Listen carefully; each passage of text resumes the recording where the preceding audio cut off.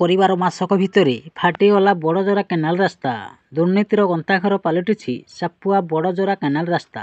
କେଉଁଠି ମାଟି ଉପରେ କଂକ୍ରିଟ ପଡ଼ୁଛି ତ ଆଉ କେଉଁଠି ମାସେ ନ ପୁରୁଣୁ ପିଚୁ ରାସ୍ତା ଫାଟି ଆଁ କଲାଣି। ଖବର ପ୍ରକାଶ ଯେ ଢେଙ୍କାନାଳ ଜିଲ୍ଲା ହିନ୍ଦୋଳ ଉପଖଣ୍ଡ ଜଳସେଚନ ବିଭାଗରେ ସାପୁଆ ବଡ଼ଜରା ଦକ୍ଷିଣ ପାର୍ଶ୍ୱ ରାସ୍ତାର ଉନ୍ନତିକରଣ ନିମନ୍ତେ ସରକାରଙ୍କ ତରଫରୁ 3,59,95,000 ଟଙ୍କା ବ୍ୟୟ ବରାଦ କରାଯାଇଛି। ବିଗତ ଦିନରେ ଏହି କେନାଲ ରାସ୍ତାରେ ହୋଇଥିବା ବ୍ରିଜ୍ ଭୁଷୁଡ଼ିବାକୁ ପଡ଼ିଗଲାଣି। ଭବିଷ୍ୟତରେ ନୂଆପାଟଣାରୁ ନୂଆବେଗ ରାସ୍ତା ବ୍ରିଜ୍ ଏବଂ ନୂଆପାଟଣାରୁ ବାହାଲୁଣ୍ଡା ଆର୍ଡି ବ୍ରିଜ୍ ରାସ୍ତା ମାରରଙ୍କା ସାଜିଛି। ଆଗତ ଦିନରେ ଜନସାଧାରଣ ମୁଖ୍ୟ ରାସ୍ତାକୁ ଯିବାକୁ ଅସୁବିଧା ଭୋଗିବେ। କେଉଁଠି ରାସ୍ତା କାର୍ଯ୍ୟ ସମ୍ପୂର୍ଣ୍ଣ ହେବାର ଗୋଟିଏ ମାସ ପରେ ପିଚୁ ଫାଟି ଉଠିଯାଇଛି ତ କେଉଁଠି ଠିକାଦାରଙ୍କୁ ସୁହାଇଲା ଭଳି ରାସ୍ତା ହୋଇଛି।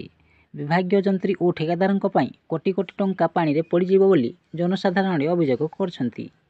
କେନାଲ ହୁଡ଼ାର ଦୁଇ ପାର୍ଶ୍ୱରେ 5 ମିଟର ବେସ୍ କରାଯାଇ ରାସ୍ତା ନିର୍ମାଣ କାର୍ଯ୍ୟ ସମ୍ପୂର୍ଣ୍ଣ କରାଯିବା ନିୟମ ରହିଛି, କିନ୍ତୁ ଠିକାଦାର ଓ କନିଷ୍ଠ ଯନ୍ତ୍ରୀ ତାହାକୁ 3.5 ମିଟର ବେସ୍ କରି ପିଚୁ କରୁଛନ୍ତି। ଖୁବ୍ ତରବରିଆ ଭାବେ ଅତ୍ୟନ୍ତ ନିମ୍ନମାନର ପିଚୁ ପକାଇ ରାସ୍ତା ନିର୍ମାଣ କରାଯାଇଛି।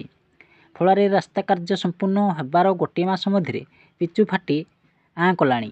କାର୍ଯ୍ୟ ସମ୍ପୂର୍ଣ୍ଣ ହେବାର 1 ମାସ ବିତି ଯାଇଥିଲେ ମଧ୍ୟ ଫଳକ ଲଗାଯାଏ ନାହିଁ। ଜଳସେଚନ ବିଭାଗର କନିଷ୍ଠ ଯନ୍ତ୍ରୀ ଓ ସହକାରୀ ଯନ୍ତ୍ରୀଙ୍କ ଦାୟିତ୍ୱହୀନତା ଏବଂ ଠିକାଦାରଙ୍କ ନିମ୍ନମାନର କାର୍ଯ୍ୟ ଯୋଗୁଁ କାର୍ଯ୍ୟ ସମ୍ପୂର୍ଣ୍ଣ ହେବା ପୂର୍ବରୁ ରାସ୍ତା ଫାଟି ସୃଷ୍ଟି ହୋଇଛି। ଠିକାଦାରଙ୍କ ମାର୍ଜିରେ କାମ ହୋଇଥିବା ଜଣାପଡ଼ିଛି। ଏ ବିଷୟରେ ବିଭାଗୀୟ କନିଷ୍ଠ ଯନ୍ତ୍ରୀଙ୍କୁ ଅଭିଯୋଗ କରିବାରୁ ସେ କହିଛନ୍ତି, ରାସ୍ତାରୁ ପିଚୁ ଉଠିଯିବ ସହ ଫାଟିଥିବା ସୂଚନା ମିଳିଛି। ସେ ସ୍ଥାନରେ ପୁଣି ଥରେ କାର୍ଯ୍ୟ କରିବାକୁ ଠିକାଦାରଙ୍କୁ ନିର୍ଦ୍ଦେଶ ଦିଆଯାଇଛି ବୋଲି ପ୍ରକାଶ କରିଛନ୍ତି।